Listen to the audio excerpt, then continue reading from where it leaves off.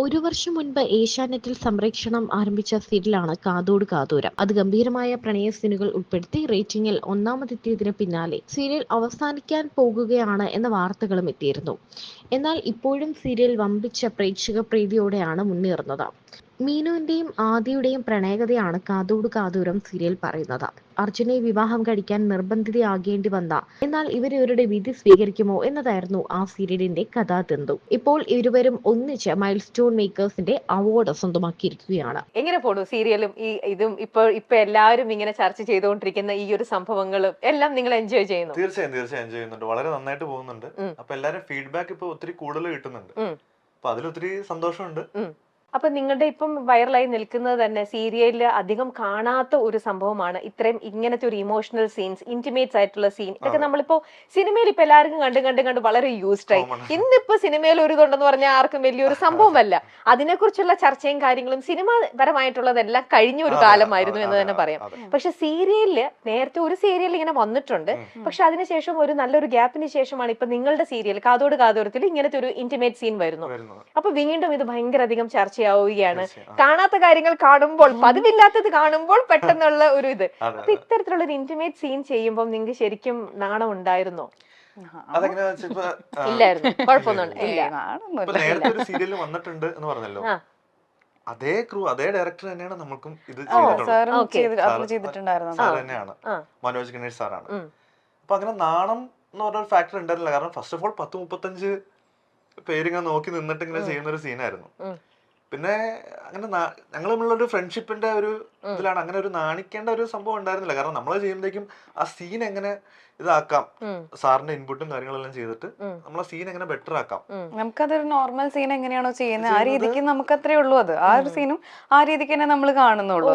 അതിപ്പോ intimate scene എന്നുള്ള രീതിക്ക് പ്രത്യേകം നമുക്ക് അത്ര ഒരു ഇതൊന്നും ഉണ്ടായിരുന്നില്ല. അപ്പൊ ഇത് കണ്ടു കഴിഞ്ഞപ്പോൾ ഒബ്വിയസ്ലി കൃഷ്ണേന്ദുവിന്റെ ഫാമിലിയിലായിക്കോട്ടെ, രാഹുലിന്റേതായിക്കോട്ടെ, അപ്പം ഫാമിലിയിൽ ഇത് നിങ്ങൾ പറഞ്ഞിട്ടാണോ ഈ സീൻ ചെയ്തത്, അതോ ഇത് ചെയ്ത് കഴിഞ്ഞിട്ടാണോ ഫാമിലിയിലേക്ക് ഇങ്ങനെ ഒരു സീൻ? ഞാൻ ചെയ്ത് കഴിഞ്ഞിട്ടാ പറഞ്ഞത്. അതായത് ഞാൻ ഇതിന് അത്ര ഒരു വലിയൊരു സീനായിട്ട് സംഭവമായിട്ട് ഞാൻ കണ്ടിട്ടുണ്ടാവില്ല.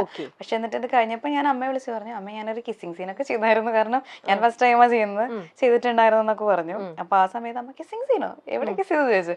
ഇല്ല, ചേക്സിൽ അങ്ങനെ അവർ ആ ഒരു സെൻസിൽ എടുത്തു. പിന്നെ അത് അവരും സീരിയലായിട്ടും കാണാൻ അവർക്ക് അറിയാം. അപ്പൊ അതുകൊണ്ട് പിന്നെ നമുക്ക് കുഴപ്പമില്ല. Okay, very good. രാഹുലിന്റെ ഞാനും ചെയ്ത്, കാരണം ഇത് അത്ര വലിയ ബിഗ് ഡീൽ ആയിട്ട് എനിക്ക് തോന്നിയില്ല. പിന്നെ പേരൻസ് എന്ന് പറഞ്ഞാൽ അവർ ഭയങ്കര സപ്പോർട്ടീവ് ആയിട്ടുള്ള ആൾക്കാരാണ്. അപ്പൊ ഒരിക്കലും അതൊരു മിസ്ജഡ്ജ് ചെയ്യില്ല എന്ന് എനിക്ക് ഉറപ്പായിരുന്നു.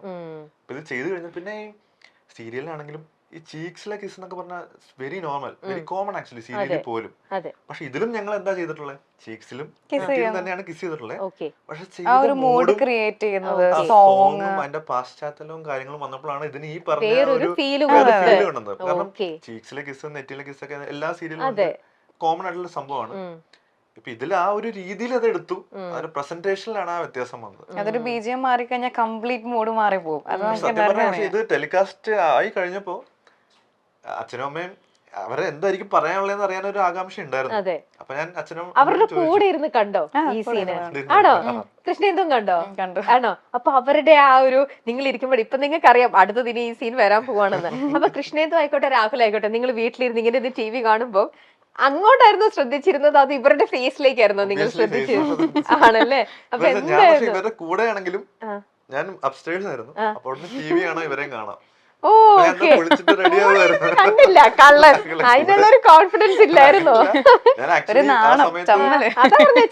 സമയത്ത് റെഡി ആവുമായിരുന്നു പോവാനായിട്ട്. ഇവിടെയായിരുന്നു ശ്രദ്ധ. അച്ഛനും അമ്മയും എങ്ങനെയാണ്? എന്റെ വീട്ടില് അച്ഛനും അമ്മയും അനിയനും ആണ് എന്റെ സീരിയല് എല്ലാം കാണും. അപ്പൊ അവര് കണ്ടിട്ട് വാലിഡ് ആയിട്ടുള്ള നീ ഇങ്ങനെ ചെയ്ത് നന്നായി, അല്ലെങ്കിൽ ഇങ്ങനെ ശരിയല്ല. അനിയൻ പ്രത്യേകിച്ച് കറക്റ്റ് ഒരു മൂവി പോയിന്റ് ഓഫ് വ്യൂല് പുള്ളി പറയും, ചേട്ടാ അത് ചേട്ടാ ഇങ്ങനെ പറയുന്ന ആളാണ്. അവൻ ഒബ്വിയസ്ലി ഇഷ്ടപ്പെടുമെന്ന് എനിക്ക് അറിയായിരുന്നു.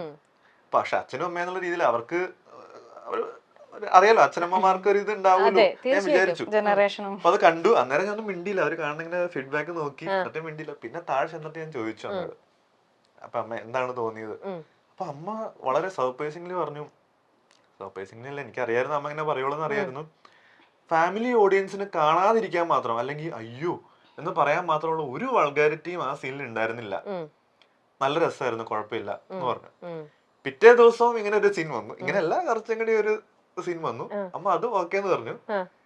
പിന്നെ അമ്മയ്ക്ക് കുഴപ്പമൊന്നുമില്ല, പക്ഷെ ഇനി ഇങ്ങനെ ഉണ്ടാവുമോ അല്ല അത് തന്നെ നമ്മൾ വീണ്ടും വീണ്ടും വരുമ്പോഴേ അത് കണ്ടിന്യൂസ് ആയിട്ട് വരുമ്പോ അത്ര അത് പ്ലേസ് ചെയ്യേണ്ട സ്ഥലത്ത് തന്നെ വേണ്ട അനിവാര്യമായിട്ടുള്ള സ്ഥലത്ത് മാത്രം നമ്മളത് കറക്റ്റ് ആയിട്ട് കൊടുക്കും. ഒരു പക്ഷെ ഇവര് ബോധേഡ് ആവുന്നത് മറ്റുള്ളവർ എന്ത് പറയും, ഫാമിലിയിലുള്ള ആൾക്കാര്, ഇത് ഒത്തിരി ഫാമിലിയുള്ള എല്ലാരും കാണാറുണ്ട് മാത്രമല്ല അവരുടെ ഫീഡ്ബാക്സ് അപ്പൊ തന്നെ അറിയിച്ച് വളരെ കമ്മ്യൂണിക്കേറ്റീവ് ആണ് എല്ലാവരും, നാട്ടുകാരാണേലും എല്ലാവരാണല്ലോ. അപ്പൊ അവർ അത്രയും പ്രൗഡായിട്ട് നിൽക്കുന്ന ടൈമാണ് ഇപ്പൊ, നല്ല സന്തോഷത്തിൽ നിൽക്കണതാണ്. അപ്പൊ ഇതെന്തെങ്കിലും വേറെ രീതിയിൽ തോന്നുന്നു എന്നൊരു കൺസേൺ അല്ല, ചെറിയ രീതിയിൽ അച്ഛനമ്മമാർക്ക് ഉണ്ടാവുമല്ലോ. പക്ഷെ എല്ലാരും നല്ലൊരു രീതിയിൽ നല്ല ഹെൽത്തി ആയിട്ടുള്ള ഫീഡ്ബാക്ക് ആണ്. അപ്പൊ അച്ഛന്റെ അടുത്തൊന്നും ചോദിച്ചില്ലേ? അച്ഛൻ തീർച്ചയായും അച്ഛന് ഭയങ്കര സന്തോഷമായിരുന്നു, കുഴപ്പമൊന്നുമില്ല. പിന്നെ അച്ഛൻ കൂളാണ്. നീ ഇതല്ല ഇതിനപ്പുറം എന്തെങ്കിലും സീൻ ഉണ്ടെങ്കിൽ പോലും അച്ഛൻ അതിൽ കൂളാണ്, അതില് എല്ലാം നല്ല ഭയങ്കര സപ്പോർട്ടീവ് ആയിട്ടുള്ള ആളാണ്. അച്ഛനൊന്നും കുഴപ്പമില്ല. ഇനി കൃഷ്ണേന്ദുവിന്റെ എക്സ്പീരിയൻസ് എങ്ങനെയായിരുന്നു? ഇവരുടെ കൂടെ ഇരുന്ന് TV കണ്ടപ്പോൾ കൃഷ്ണേന്ദു എങ്ങോട്ടാണ്, ഇവരുടെ ഫേസിലേക്കാണോ ശ്രദ്ധിച്ചേ?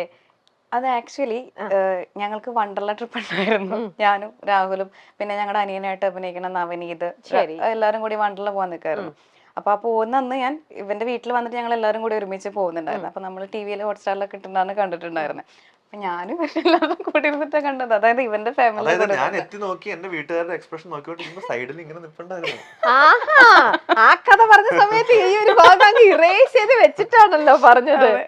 അല്ല നമ്മള് അവരെല്ലാരും ഉണ്ടായിരുന്നു. അപ്പൊ നമ്മള് പോവാൻ വേണ്ടി പറഞ്ഞല്ലോ, റെഡി ആവാൻ വേണ്ടി നിൽക്കായിരുന്നു എന്ന് പറഞ്ഞില്ലേ. അപ്പൊ ആ സമയത്ത് വന്ന് നമ്മൾ വണ്ടർല പോവാൻ നിൽക്കുന്ന ആ ഒരു ടൈമിലാണ് നമ്മൾ ഈ ഫാമിലിയുടെ കൂടെയാണ് കണ്ടത്. അപ്പം കൃഷ്ണേന്ദുവിന്റെ അച്ഛനും അമ്മയും തൃശ്ശൂർ തന്നെയായിരുന്നു. അതെ അതെ. ഓക്കെ, അപ്പൊ അവരുടെ കണ്ടു കഴിഞ്ഞപ്പോൾ അമ്മ വിളിച്ചു. അപ്പൊ തന്നെ എന്തായിരുന്നു അവരുടെ? ഞാൻ ഓൾറെഡി ഇങ്ങനെ പറഞ്ഞല്ലോ, ഷൂട്ട് കഴിഞ്ഞപ്പോ അമ്മയെ ഞാനാക്കി. പിന്നെ അതിനെ കുറിച്ച് എനിക്ക് കുറച്ച് ആ കാര്യത്തിലൊക്കെ കുറച്ച് നാണം കൂടല്ലോ, ബാക്കി ഒരു കാണത്തിൽ നാണൊന്നുമില്ല.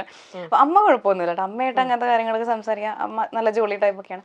അച്ഛൻ്റെ അടുത്ത് എനിക്ക് ചെറിയൊരു ചമ്മലൊക്കെ ഉണ്ടായിരുന്നു. പിന്നെ അതിൽ കൂടുതൽ എനിക്ക് ഇപ്പൊ ശരിക്കും ടെലികാസ്റ്റ് ചെയ്തിട്ട് വീട്ടിൽ പോകുന്നേ ഉള്ളൂ അല്ലേ? ആണോ? ശരിക്കും അതിനെ കുറിച്ച് ഞാൻ സംസാരിച്ചില്ല. കൂടുതൽ സംസാരിക്കുമ്പോഴല്ലേ എന്തെങ്കിലും നാണം വരുന്നത്. അല്ല, അമ്മയ്ക്ക് അങ്ങനത്തെ സംഭവം കുഴപ്പമൊന്നുമില്ല കേട്ടോ. അമ്മ ഭയങ്കര ഫ്രണ്ട്ലിയാണ്. എന്റെ ഒരു കൂട്ടുകാരിയുടെ പോലെ തന്നെ, ഫ്രണ്ടിന്റെ പോലെ തന്നെ അമ്മ സംസാരിക്കലും. അപ്പൊ അമ്മ അങ്ങനെ ഓരോന്ന് പറയും. ഇപ്പൊ ഈവൻ ഞങ്ങളുടെ സംസാരം എന്നൊക്കെ പറഞ്ഞു കഴിഞ്ഞാൽ അത് നിന്നെയല്ല നോക്കുന്നത്, ആ ചെക്കൻ എന്നെ വായ നോക്കുന്നതെന്ന് പറഞ്ഞ ടൈപ്പ് അമ്മയാണ് എന്റെ. അപ്പൊ അമ്മയുടെ അടുത്ത് ഇങ്ങനത്തെ സംഭവങ്ങളൊന്നും പ്രശ്നമൊന്നുമില്ല. പക്ഷെ അച്ഛൻ എന്ന് പറഞ്ഞാൽ നമുക്ക് ആ ഒരു റെസ്പെക്ട് അങ്ങനത്തെ ഒരു ടൈപ്പാണ്. ഡയറക്ടറിന്റെയും ഞങ്ങളുടെ എല്ലാവരുടെയും കൂടെ ഒരു മെയിൻ കൺസേൺ ആയിരുന്നു, കൺസേൺ അല്ല ഒരു പോയിന്റ് ആയിരുന്നു, ഒരു വൾഗാരിറ്റി വരരുത്. കാരണം ഒബ്വിയസ്ലി കുടുംബ പ്രേക്ഷകരാണ് ഇത് ഏറ്റവും കൂടുതൽ കാണുന്നത്. യൂത്ത് ഉണ്ട് ഇല്ലാന്നല്ല, എന്നാൽ പോലും ഒരു വീട്ടിലിരുന്ന് കാണുമ്പോഴേക്കും അയ്യോ എന്നൊരു അവർക്കൊരു ഓക്വേർഡ് ഫീൽ വരരുതെന്നൊരു തോന്നലുണ്ടായിരുന്നു. അപ്പൊ അത് ഏറ്റവും മെയിൻ പോയിന്റ് കൺസേൺ വെച്ചിട്ടാണ് ആ ഒരു പോയിന്റ്. അത് ഞങ്ങൾക്കും ഓക്കെയാണ്, ഞങ്ങൾക്ക് അത് വൾഗറായിട്ട് തോന്നിയിട്ടില്ല.